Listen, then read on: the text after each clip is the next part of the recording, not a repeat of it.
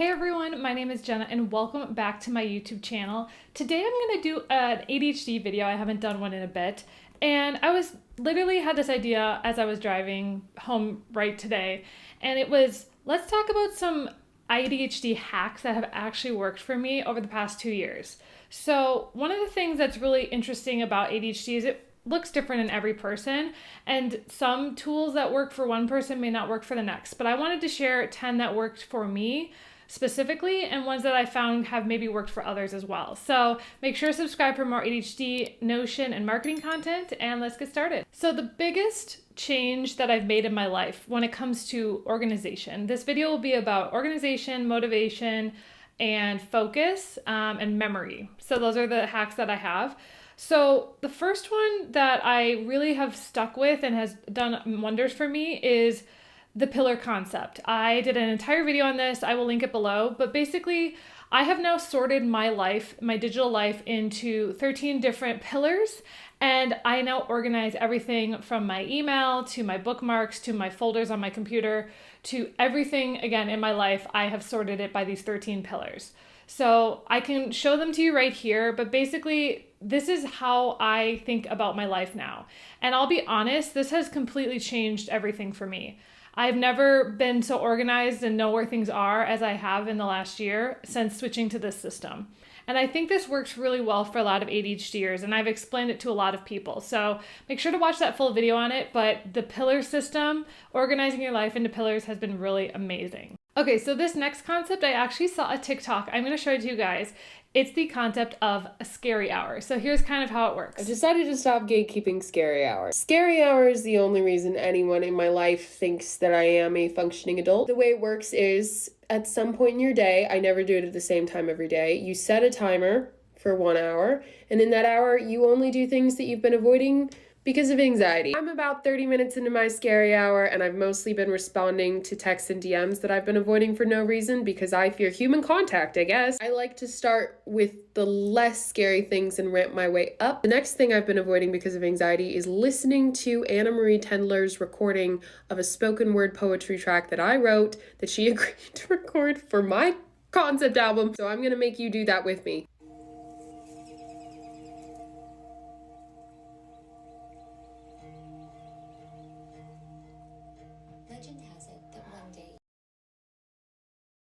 So with the scary hour, what you do is you get a bunch of things accomplished in 1 hour. Whether that's once a day or once a week, you spend an hour doing the things you've been neglecting, that you've been procrastinating on, the things that you just, maybe it will take 10 minutes, but you just don't want to do them, right? It's paying bills, it's reaching out to something where you're having an issue, any of those things. The scary hour concept is so enlightening and I love it.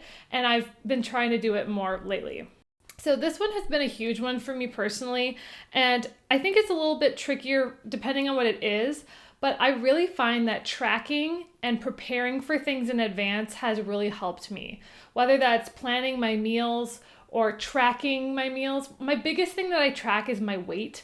I bought a Bluetooth scale and I weigh myself every morning, and it has been the most impactful thing I've ever used for weight loss. I've lost 20 pounds in 4 months.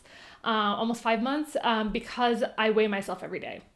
And I'll be honest, it has been the biggest impactor of the choices that I make daily, because I know from day to day what food I eat or what activity I do impacts the next day, because I've been able to granularly see the changes over time. And for a long time, I'd look at myself and I couldn't see a difference, right, from day to day.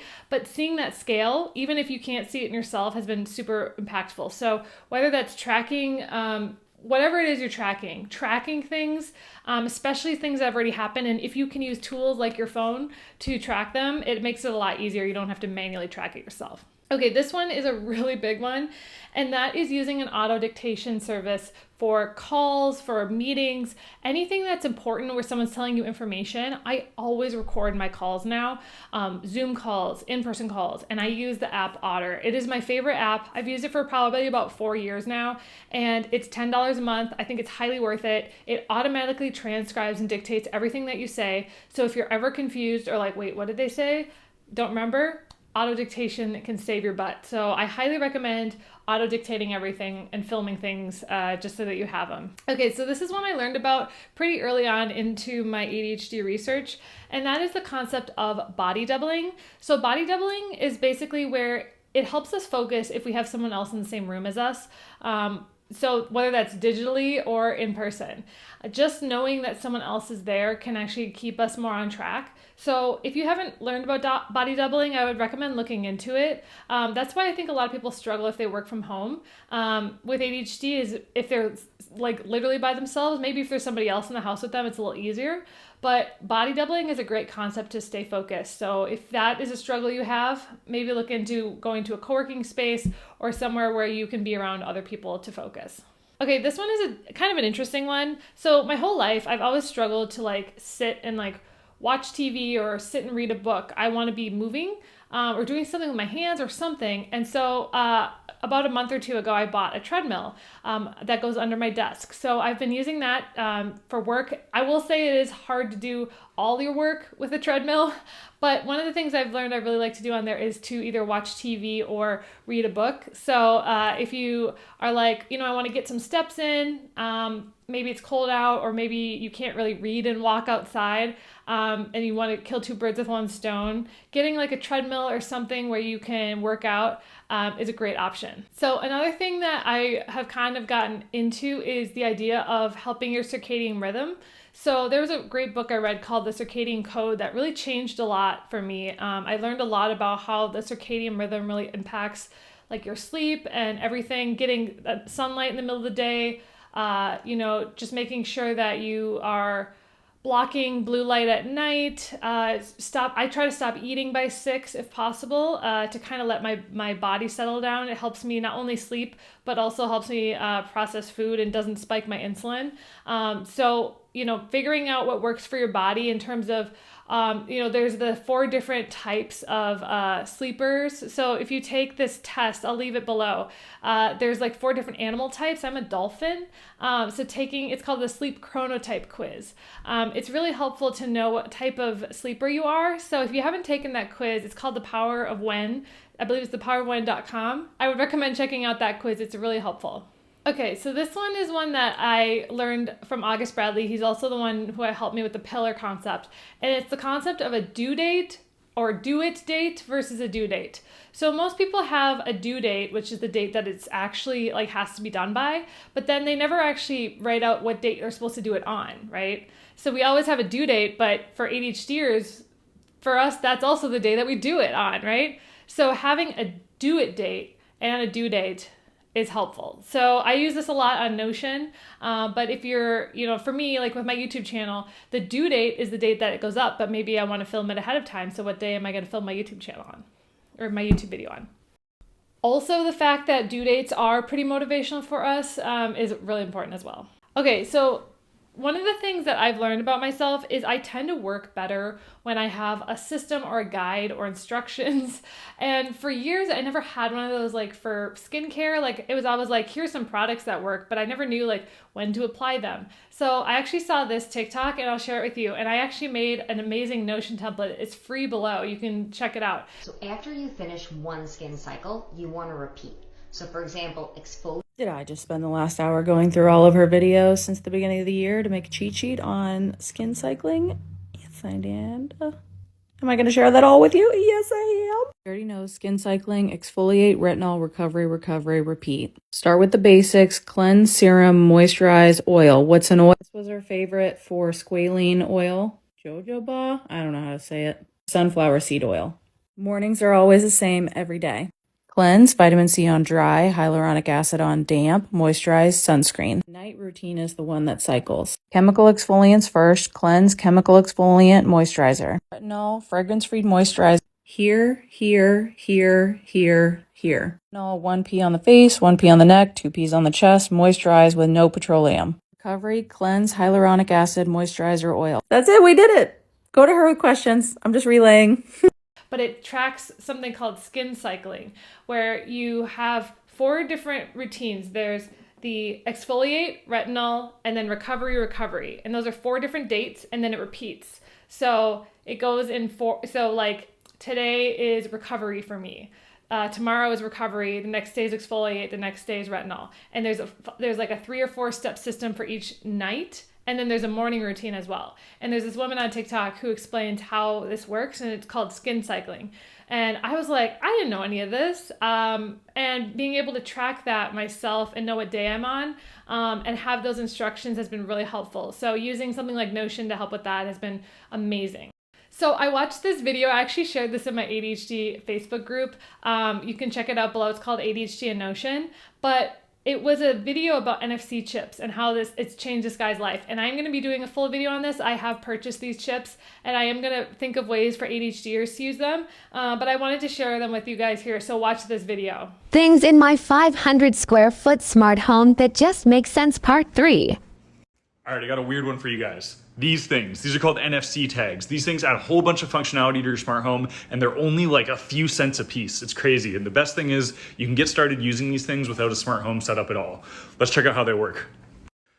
All right, we're gonna do this in the mirror because I gotta show you how you interact with this thing, but this is an NFC tag. Basically what it is, it's a little tiny sticker with a little tiny microchip on it, and you're basically able to tap your phone to the sticker just like this, and when that happens, you're able to program any action to happen as soon as you do that. This can be smart home things like turning on and off lights, locking doors, or even things that aren't happening on your smart home and happening on your phone, like setting alarms, sending calendar invites, sending text messages. There's a ton of flexibility with these things. And like I said, the dope thing is you don't need all that smart home stuff. You could start with that other stuff on your phone for literally only a few cents with these things. Let's go dive into some ways that I use them. So I have a smart lock on my door, and I don't usually automate it due to security reasons. So I put this NFC tag here on the side of the door. Basically just lets me use my phone as a key for the times I don't already have my keys in my hand or I don't want to use a voice command. Just tap it like this to lock and unlock it. And just like that, you're either in or locked up leaving. All right, so if it's not obvious, I'm using my phone case as a phone because I need my phone to record. This one's one of my favorites. I almost always have my AirPods in when I'm out, and sometimes I want to continue jamming to tunes when I get home. So I put this NFC tag here, and basically what happens is if I tap my phone to this tag, it seamlessly transitions the music that I'm playing from my AirPods onto my HomePod throughout the house, so I can keep on jamming. So another simple one that I absolutely love, I have an NFC tag both on my dryer and my washing machine. When I tap my phone against the respective machine that I'm gonna be running, it automatically sets a timer for that length, and it sets the timer both on my phone and sends me a notification when it's complete, and also on the HomePod, so I get an alarm on throughout my house and the washing machine's done, so I make sure to change it over. Back in the bathroom. So this is probably one of my favorite ones and the one I use the most. I almost always listen to music in the shower, and I never really found a good way to automate it until now. Whenever I have a shower, I always put my phone in the same place. All I did was I put an NFC tag there and have it so it auto shuffles my favorite playlist at the time as soon as I put my phone down there, so I don't need to worry about queuing up anything. Last one for today, I have a tag on the inside of all my vinyls so I can tap them with my phone and play whatever vinyl album it is on shuffle all throughout the house on my HomePod. All right, I'm gonna run out of time here, so look out for a part 2 and I'll show you guys how to actually set these things up. They're super simple to set up once you have the tags themselves. It literally takes like 2 minutes. The automations I showed you guys today were pretty simple. Just wanted to make sure you can get the idea and how they're utilized. I have a bunch more complicated ones. If you guys wanna dig into those as well, just let me know. I'll see if I can remember to leave the actual tags I have down in the comments because I know you guys are gonna ask you doing all the other videos. But yeah, hope you guys like that one, and look out for the next video. And the last concept is from another TikTok, and it's the idea of menus, where you have options for things to do that day, but you don't have a specific like order or you have to do these things. This is just a really great idea for ADHDers. If you love the idea of a routine, but you can't stick to one, let me tell you about menus. A menu is a list of things that would benefit future you if you did them right now. Sure, some people can do this, on a daily or weekly basis, but for some of us, that's not an option. So instead, I give myself a list of things to do to set myself up for success. It keeps things fresh, and if I don't finish everything on the list, that's okay, because I wasn't meant to. So here is a Sunday menu of things that I could do on a Sunday or Sunday evening to make the rest of my week great. I used to want to do things on a weekly basis, like do them every single week, but I could not. So these are all things that I've done or tried to do or done more than once even that have helped me have a better week. So take a look at this and see if it works for you. So I hope that these 10 concepts were helpful for you. Maybe you hadn't heard of one. They have worked for me. Most of these have worked for me. So I thought I would share them because I don't like to gatekeep information. I'm hoping to do more videos on TikTok as well as in the Facebook group. So make sure to join that and follow me on TikTok. I really like going on TikTok. So anyways, hope you guys have a great day and I'll talk to you soon. Bye.